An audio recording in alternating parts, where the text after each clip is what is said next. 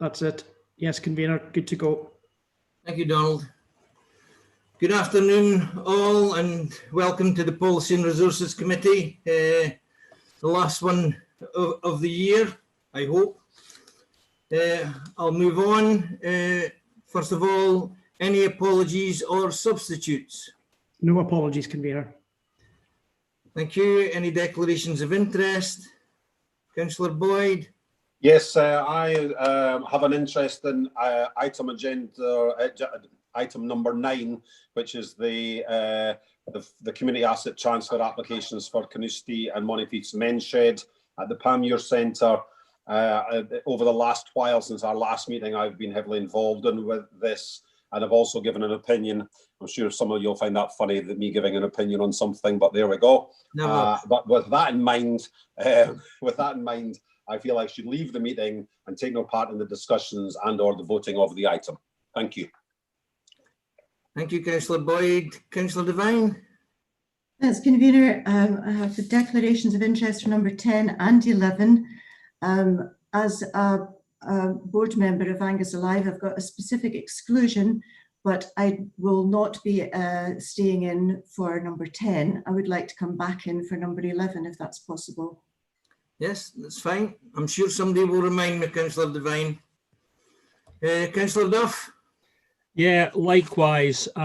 For the sake of consistency, this is the third time that item 10 has come up, and I've declared an interest and left the chamber on both previous occasions. So I am minded to do the same on this occasion. So that's item 10, 31820. And like Councillor Devine, I am declaring an interest in item 11 as a council-appointed director of Angus Alive. I will stay in the chamber for that one, and if necessary, vote. That's item 11, report 31920. Thank you, Councillor Duff. Okay, we'll move on to number 3. Number 1 is the previous meeting. Submit for approval as a correct record the minute of the meeting of the committee, 27th of October 2020. Is that agreed? Agreed. Thank you. And number 2, the appeals subcommittee. Submit for information the minutes of the meetings of the appeals subcommittee of the 1st of October, 21st of October and 20th of November 2020. That agreed? I'll take the silence as yes. Okay, we'll move on to agenda item number 4. It's an information report, reports by Ian Cochrane. There are 2 schedules. Schedule 1 is the Energy Annual Report 2019-20, and Schedule 2 is the Water Annual Report 2019-20. You'll agree that these are good news stories. Any questions? Councillor Boyd, you've got your hand up, or was it supposed to be? No? Councillor Whiteside? Thanks, convener. Just a quick question on table 1 and page 16. I note that the reduction in consumption has been quite dramatic over the last few years, but it's slowed down quite a bit in the previous year. I'm just wondering how easy it'll be to keep up the momentum, and how easy it will be to find ways of continuing to reduce consumption. Okay, maybe Mr. Cochrane can help us here. Thank you, convener, and thank you, Councillor Whiteside. Certainly, we've done some major steps, such as our LED street lighting and the likes in the past, which has borne fruit over the years, and things like we're continuing to look at LED lighting within our schools and our office buildings, but because the consumption level during the day is less than the street lights burning all night, then certainly it's not quite the same gains, which I think is what Councillor Whiteside is looking at. But we continue to look at a programme of PV units, solar power, etc. So we will endeavour to find opportunities as they arise. But yes, some of the easier gains have indeed already been taken. Thanks again. Does that help, Councillor Whiteside? Yes, thank you. Okay, any further questions? Any comments? Okay, doesn't seem to be. Is the report agreed? Agreed. Thank you. Okay, agenda item 5 is the change programme update. The report was by Gordon Cargill, not Brian Cargill, Gordon Cargill. You've got the recommendations. Any questions? I've got Councillor Whiteside again. Oh, just very quickly, on page 31, the item about the review of curbside recycling, I was just to remind myself, I know that that's been pushed back for a couple of years, but it was just to remind us of where the savings were to be made. Was that in relation to the change of habits due to the bottle return scheme, or was it something else in there? I'm not sure. Maybe is Stewart Ball there? Can Stewart maybe help with this one? Yes, I can, Convener. The savings to be made, Councillor Whiteside, were from I suppose from a range of different areas, but primarily from the fact that the materials that will be collected through the deposit return scheme going direct to supermarkets will no longer end up in the recycling bins uplifted by the council. And we obviously pay a company to sort that material for us. So there will be a reduction in that payment because the tonnage going to the treatment plant will drop considerably. Thanks, Stuart. I was thinking that's what it was, but I just wanted to make sure. Thanks. Okay, I've got Councillor Macmillan Douglas. Thank you very much, Convener. Mine is a comment, not a question. Is that all right? Yes, on you go. Okay. I would just like to congratulate the officers for the tremendous work in maintaining savings from the change programme at about £8.5 million for this year. Slightly down on where we thought it was going to be in September, but that's hardly surprising given all the other things that are going on. And of course, members won't need reminding, but I'll remind them anyway, that this is all part of savings of £60 million over the past 4 years. So I think we really should congratulate the officers on this fantastic effort and also congratulate the administration on our concentration on this in recent years. Thank you, Convener. Thank you, Councillor Macmillan Douglas. Couldn't agree more. Any further comments? No? Well, you've got the recommendations. 1, consider the progress update. 2, agree and noting the risks. And 3, agree. Is the report agreed? Agreed. Agreed. Thank you. Okay, item agenda number 6 is the Capital Monitoring General Fund Capital Programme 2020-21. The report is by, I've got author Don Johnson, but Ian Lorimer is Director of Finance. You've got the recommendations. Any questions? Councillor Macmillan Douglas. I'm sorry, Convener, mine was a comment. Okay, I'll wait then. Councillor Boyd, is it yours a question? Mine is a question, David. On page number 94, Woodlands Primary, on page 52. I see it's down that it's a developer's contribution. If you just bear me a second, maybe let me get to the page. Yeah, you'll see on page 52, number that point 94, Woodlands Primary School reconfiguration. And there's 50,000 there, but there's a developer's contribution of 23. One, which developer, where did this contribution come from, and so on, and why wouldn't this just have normally come out of any other general fund, as happens with everywhere else in Angus? Well, I'll see if Mr. Lorimer can help us. Maybe you will want to pass that on. Ian, can you come in? Yeah, thanks, Convener. I don't unfortunately know the detail of which developer, but I can undertake to find that out and come back to Councillor Boyd separately. I know that is a reconfiguration and an extension of the primary school. So I think the funding around developers' contribution will be bearing that in mind. But as I say, I'll confirm where that's coming from for Councillor Boyd after the meeting. Okay, But is that okay, Councillor Boyd? But it still doesn't answer why is this one down as a developer's contribution where anything else to do with education seems to either be coming from Scottish Government grants or where else. It was just as usual. It seems to be Carnoustie seems to be treated differently than everyone else, and so I want to know why. It's good to know who the developer is, but why was this done as a developer contribution? Convener, yeah, I mean, I think that lies in, I'll find out the detail of what developer and why that was done in that particular way. I'm not so sure that one was connected with early years.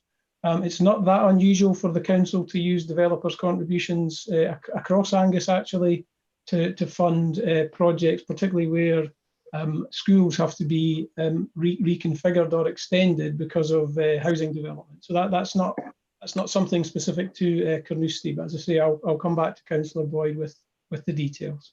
Thank you very much, Ian. Okay, thank you, Councillor Boyd. Councillor Duff. Yeah, thanks, Convener. My question really was on the table on page 39, the sort of overall net capital expenditure. And I note that we're proposing to borrow 3.7 million this year. We also note that last year we didn't borrow anything.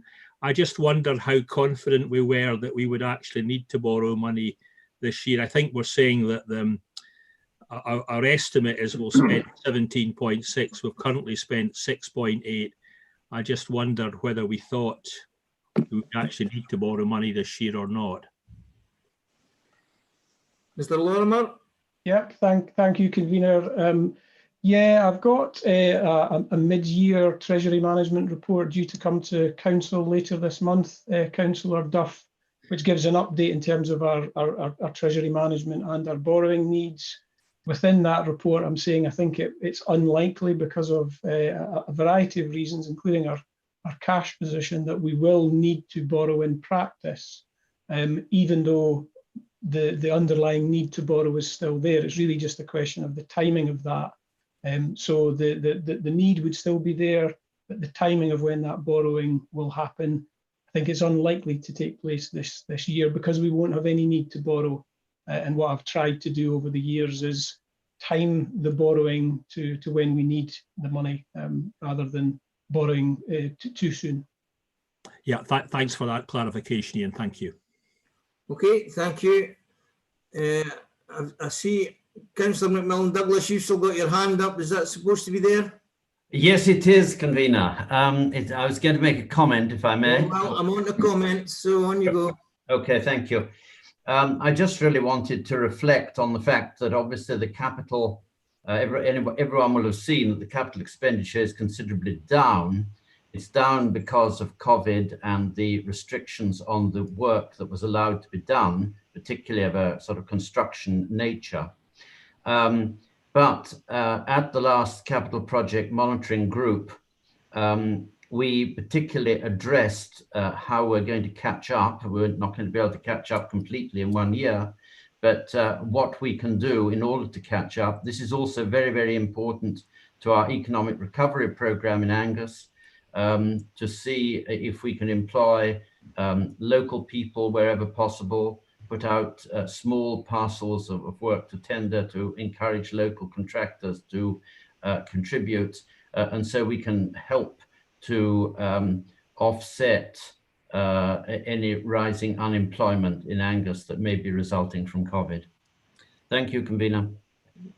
Thank you. Councillor Boyd, do you want to come back in with a comment? Yes, it was a comment. It's to do with number 72, the Early Learning Centre and Childcare Centre in Carnoustie. So it's number 71. And it's lovely to see these millions. Yes, we're a little bit behind, but the good news is I've been along to the site and everything is progressing very well for the first quarter next year. So we will be finishing this off hopefully within the council tax year, and we'll be doing catch up. It's looking really great, and I just think I should make the final comment. It's really good to see all these millions, and it was from the Scottish Government specific capital grants. So let's give credit due to where it should be coming from. So thank you very much. Thank you, Councillor Boyd. Any further comments? No. You've got the recommendation. It's 1.1. It is recommended that the committee reviews and scrutinises. Is the report agreed? Read. Thank you. Item 7 is the revenue monitoring 2020-21 and the renewal and repair fund position 2020-21. The report is by Ian Lorimer. You've got the recommendations. Any questions? Councillor Boyd's got his hand up again, or is it still an old one? Still an old one. No questions? Comments? No comments? Okay, the recommendations are 1, review and scrutinise, 2, note, and 3, approve. Is the report agreed? Agreed. Thank you. Item 7 is the transfer of St Christopher's site from the general fund to the housing revenue account. Director of Communities, it will be Stewart Ball. Any questions? Councillor Devine. Thanks, convener. I'm not very familiar with St Christopher's actually, but I do welcome this report because clearly it should probably have been on the HRA for a few years, and at last it has got on there. I understand it's a site for settled travelling people, or it's a settled site for travelling people. I was just wondering if there are any areas that are left for travelling people who can come in and go out, because we're very short in Angus of these places, or indeed, would there be any area for extension of this site? As I say, I have never been there, so I don't know what it looks like or anything, but I would appreciate answers to these questions, please. Well, we'll see if Mr. Ball can help. I'll certainly try, convener. In answer to your question, Councillor Devine, are there any other sites within Angus? There is a slightly unusual setup at Balmuir in Teeling. So although it sits within the Angus Council boundary, there is a travelling people site there that is managed by Dundee City Council. But part of the arrangement that we have with Dundee City Council is that the Angus Council can make use of that site as and when required.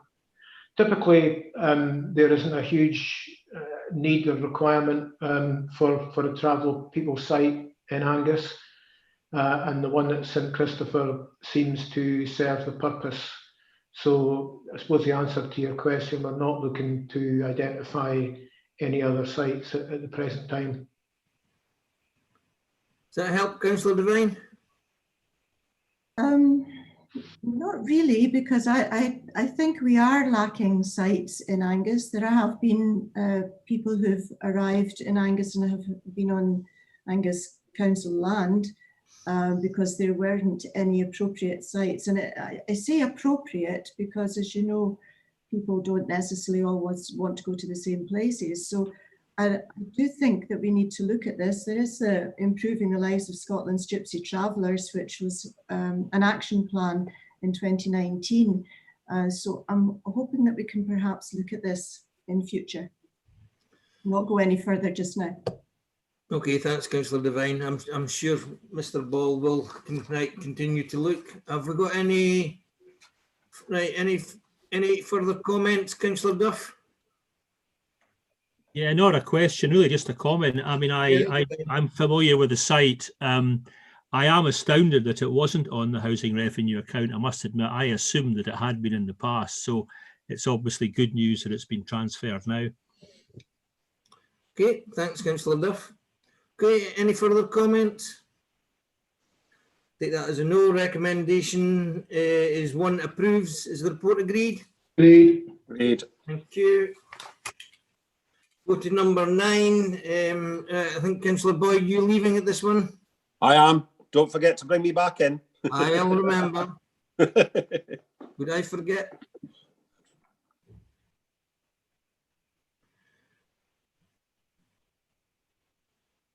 Okay. Number 9 is really just a follow-up note regarding the community asset transfer applications for Carnoustie and Monteith Men's Shed and Panmure Centre, Carnoustie. you'll have read those, but there is a further update from Mr. Ball. Stewart, would you like to bring the members up to date? Yeah, thanks, convener. Yeah, just to update members, I have met with both groups virtually, but joint meetings with both groups on 2 occasions now. I'm glad to report that we are making some good progress. And at the last meeting, which was just Thursday of last week, I think we did reach a broad consensus on the agreed way forward. The men's shed have now asked to some further time to give that consensus, that agreement, some further consideration.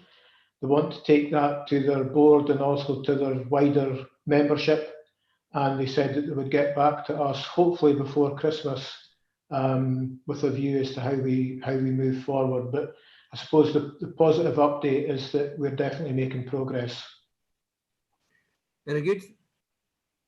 Thank you, Mr. Ball. Councillor Whiteside, do you want to come in? Just a comment, if that's okay. Yes, on you go. It was just to say that I was really pleased to see the groups were in dialogue with each other and with Stewart as well. And I look forward to seeing progress in the new year. Great news. Thank you, Councillor Whiteside. Okay, as it was just to note and the update, is that agreed? I'll take that as a yes. Item 10 is the Community Asset Transfer Application Decision Skills Academy AstroTurf Pitch and Ground Arbor Sports Centre in Kepty Road, Arbroath. Convener. 5 recommendations that, for this report to be agreed. So, right, you've got them in front of you. I'm going to ask Jackie Buchanan. She wants to go through the recommendations. Convener, can you remove myself and Councillor Devine? I think. Oh, beg your pardon, Councillor Duff. Yeah, I think we need to be good. Also, convener, could you wait for the IT host to allow Councillor Boyd back into the meeting? Oh, he's going to be happy I forgot.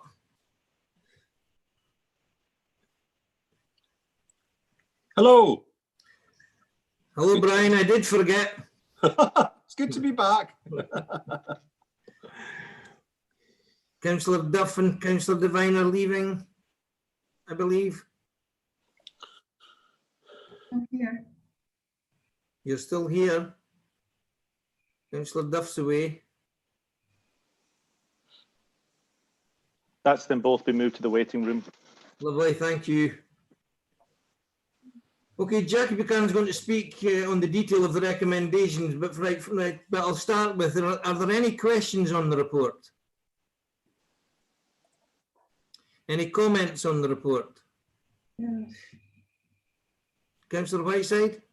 Sorry, I couldn't get my digital hand up quite in time there. Yeah, it was just a few comments. As everyone knows, we agreed to the community asset transfer earlier this year. This has been brought back to us with some changes and the proposal of a lease instead of an actual sale. It just seems like there's barriers being put in place for this going ahead, which is a bit puzzling, and I hope that we can come to some agreement. And I'd like to know how much consultation has been done with the Skills Academy applicants during this time. I'd be interested to know. Okay, Mrs. Buchanan, do you want to come in on that? Yes, I'm happy to do that, convener. It certainly isn't our intention to put any barriers up in relation to progressing this matter. Members will recall that the officer's recommendations were not to proceed with the sale, and we gave reasons for that. And members obviously asked us to look at it in terms of trying to get some sort of agreement with the applicant and with Angus Alive. And that involved looking in detail at the conditions that were to be imposed, which councillors asked for. And in terms of those, our only concern was to ensure that they would be enforceable, and on further examination it became apparent that they weren't, and that was why we looked at how we could possibly proceed with the application. in terms of what members wanted, which was to have the Astro Pitch facility run by Skills Academy. And to do that, we came up with a solution in terms of a lease. I could ask Mr. Cochrane to come in because he has been in dialogue with Skills Academy and give members some reassurance around that aspect. And then if I could then I can give a bit of background more generally on the matter. Thank you, Mrs. Buchanan. Ian, can you come in? Yes, thank you, convener, and thank you, Councillor Whiteside. Yes, I've been involved since the previous report that came forward in discussions with Skills. So on the state's function of my service, we've had discussions with membership of Skills. That's involved Angus Alive, education, and indeed the school head teacher. And those negotiations, those discussions have very much featured around the CAT conditions, as they're called, on page 84, and the 7 headings through that. So we're actually working to resolve all of those areas.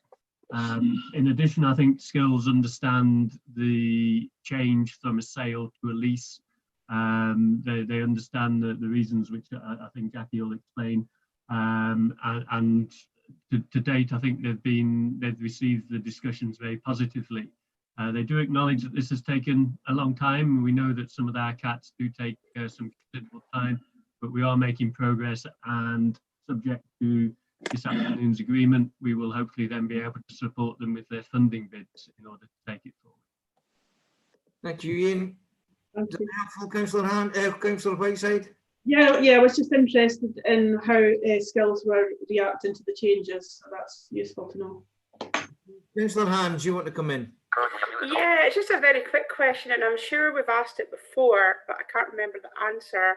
And it is about still the lack of break clauses in the lease, given that it's 99 years. Should there not be the usual break clauses available? Because obviously, I think one of the tensions with this application is the fact that it's on council ground that could be developed for school development in Angus in the future, but obviously that's a good bit way away. And I think the commitment to the 99 years without the break clause just seems a bit strange. Mrs. Buchanan, do you want to come in on that? I can come in principle, but perhaps Mr. Cochrane could come in the detail. I understand the position may well be, and Mr. Cochrane can confirm, was that the committee already looked at that side of it in terms of the development implications by having a sale when it was considered in June. And at that stage, they determined that they prefer to proceed with the sale to Skills. So the intention was to have a lease that replicated a sale insofar as we could. And that was why there was no break options, because there wouldn't be a similar break option if there was a sale. But happy for Mr. Cochrane to come in on that side of the detail. Ian? Thank you, Chair, for yourself. Indeed, yes, this has just been looked at as a long-term lease, 99-year lease, and there hasn't been a discussion on the break clause. Because as stated there, it would have been the same situation had we gone forward with the sale that committee previously agreed. Can I come back with a follow-up question, convener? Of course. Yeah.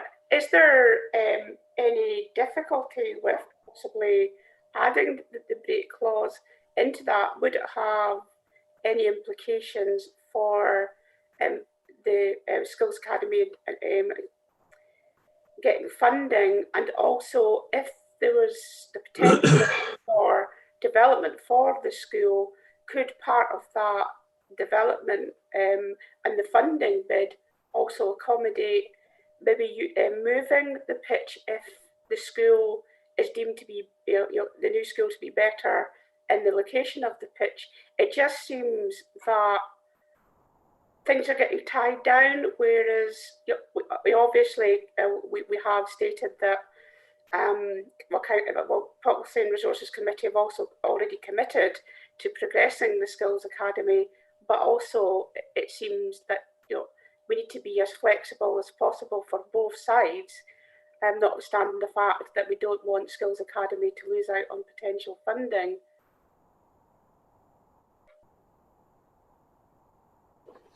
Okay, who can...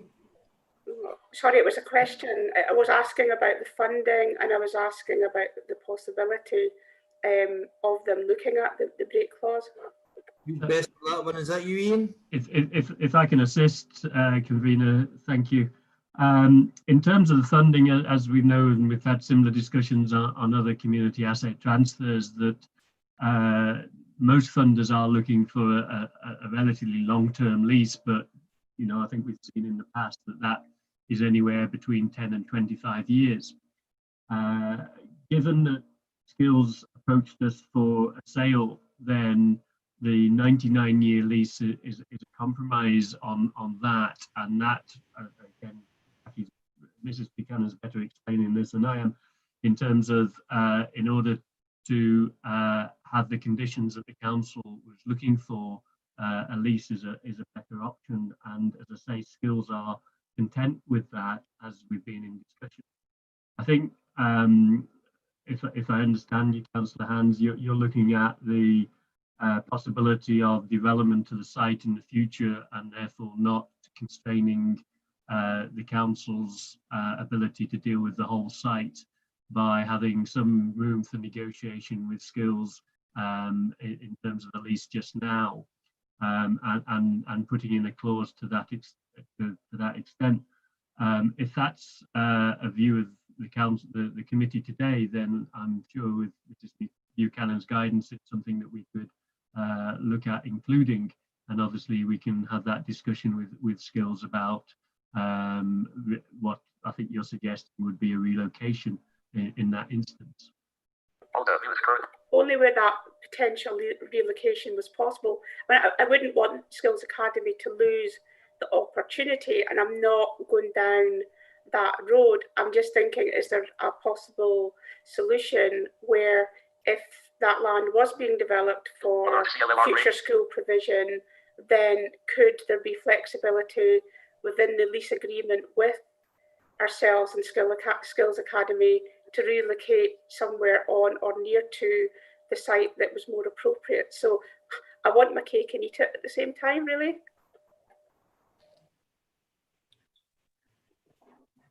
Thoughts on any other thoughts on that?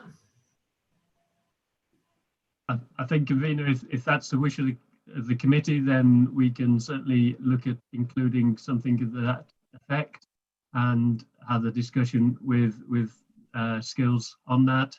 I'm sure equally they want their cake and eating it as well, so I think we just need to come to a mutual arrangement that suits both parties on that. I'm happy with that. Is the committee happy with that? Councillor Hands, you happy with that? Yeah, but as long, I mean, if they're not happy, Skills Academy is not happy with that, I'm not precious about it either. I just wanted to ask that question. Okay, we'll ask that question. Thank you, Ian. Okay, you have the recommendations. This is quite complicated, so I intend to move them, but I'm going to ask Mrs. Buchanan if she can come in and perhaps go through the recommendations and right for clarity, and any other narratives she may wish to bring in. Mrs. Buchanan. Thank you, convener. I was just going to give a quick background as to the circumstances. As you're aware, it was the Special Arrangements Committee in June agreed to approve the CAT sale to Skills Academy, subject to the conditions, as Mr. Cochrane has said, the CAT conditions. Following this, we fully considered the long-term implications of what the committee were requesting and looked at how these could, work, bearing in mind the intention for these to apply in perpetuity. And it was for that reason only that we considered that a lease would be a better option. We took into account the fact that the area of ground is situated within a secondary school, and that followed upon the issues highlighted in the June report in terms of the operational challenges of the sale and the loss of control of the central part of the school site, in particular with reference to any sort of future development. Now, as I say, the officers determined that the best way forward would be a lease, and we were looking at it as a reciprocal arrangement to what would be in the sale. So that was how I think that the 99-year lease was determined. As Mr. Cochrane has said, there's no problem in principle if we wanted to look at a bit of flexibility in around that, but it would be good to get a bit of clarity from members in terms of what they want. And if that would just be a remit to Mr. Cochrane to negotiate that in terms of allowing a flexibility that was mutually acceptable to both parties, then that would be, a suggested way forward in terms of that side of things. So I'd like to go over the recommendations just so that everyone's clear as to what these are. Before I do that, I just want to mention one further point, and that is the last sentence of section 5 makes reference to an equality impact assessment having been undertaken. And I'd like to clarify that its outcome provides that the proposals will make the facilities available to a wider range of people, resulting in a positive impact on equality. So on to the recommendations. The first one is to note that the Special Arrangements Committee's decision on 23rd of June this year was to approve the CAT application by Skills Academy to purchase the AstroTurf pitch and ground as detailed in the report before committee today.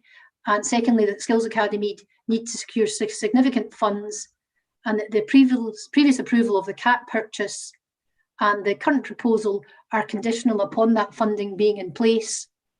The second recommendation was to note that Standing Order 26.3 applies in these circumstances, which is the ongoing progression or development of an issue on which a decision is required.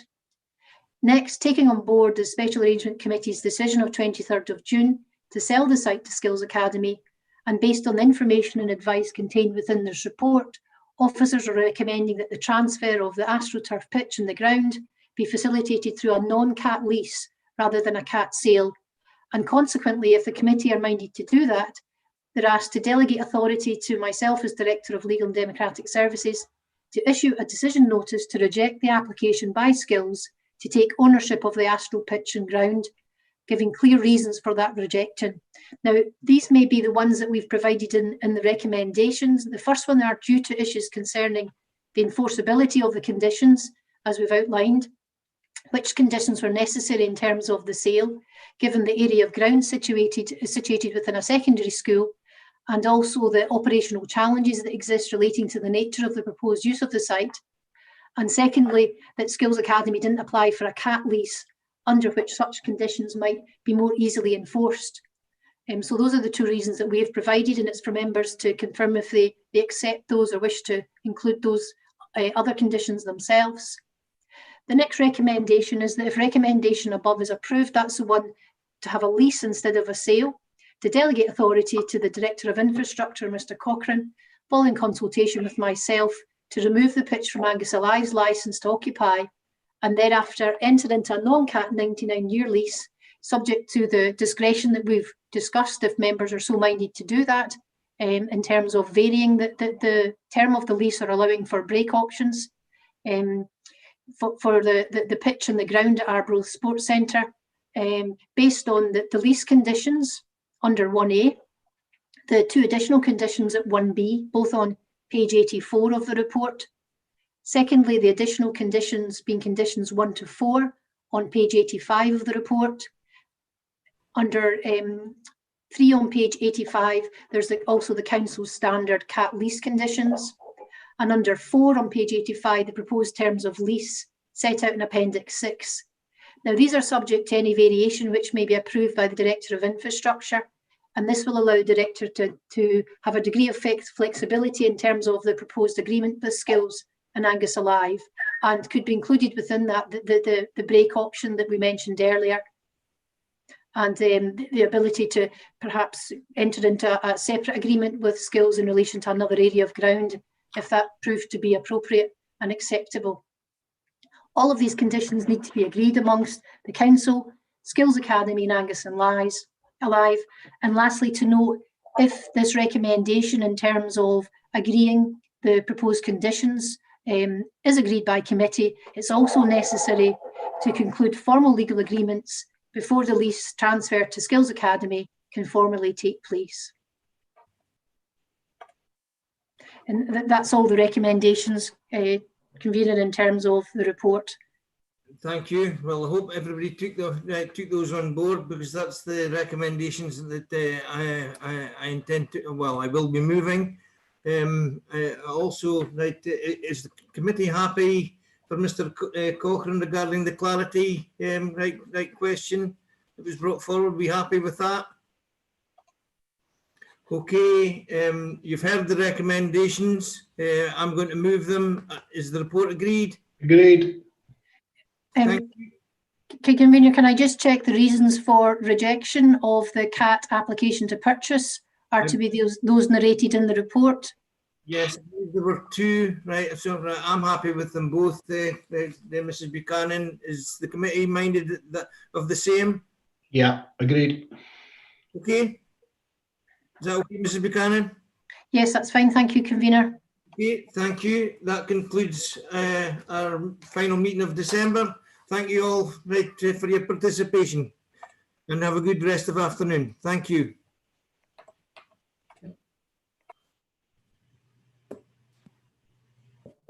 Convener? Yes? It's Sharon Faulkner here, and there's still another report to be looked at. So there is. Hope everybody's still there. Could we just allow Councillors Duff and Devine back? Yes, they are back in the meeting. Yes. Okay, thank you. My apologies. Number 10 has had me in it is for the last 2 days. Okay, we'll go to agenda item 11. It's the award of contract library self-service kiosk. Sharon, was that you shouting at me because it's your report? Yes, that's right, convener. Okay, right. We've got the recommendations. I'll ask, is there any questions first? No questions. Any comments? Councillor Whiteside, I think, has a question. Yeah, Councillor Whiteside. Thank you, convener. Yeah, it was just a general question. This proposal's been on the go for several years by the looks of things, and I don't know too much about it. I'm just wondering why it's taken so long to happen, and in light of that, is it still the most appropriate solution? Have we kept up with technology in the meantime? Thank you, convener and Councillor Whiteside. The IT service got involved as soon as they were required to look at a system by Angus Alive. So I'm not really aware of the background as to why it's taken some time to get there. But the system that is being proposed to be bought is the most up to date. There were 3 suppliers, and they're the most up to date systems that we can get. And we're recommending that we procure the one that meets best value. Okay, does that help, Councillor Whiteside? Thank you. Okay, any further comments? No, the recommendations are 1 notes, 2 approves, and 3 notes. Is the report agreed? Agreed. Agreed. And this time I'll say goodbye. Sorry about that. Thank you, Sharon. Okay, Goodbye. thanks. Bye. Bye.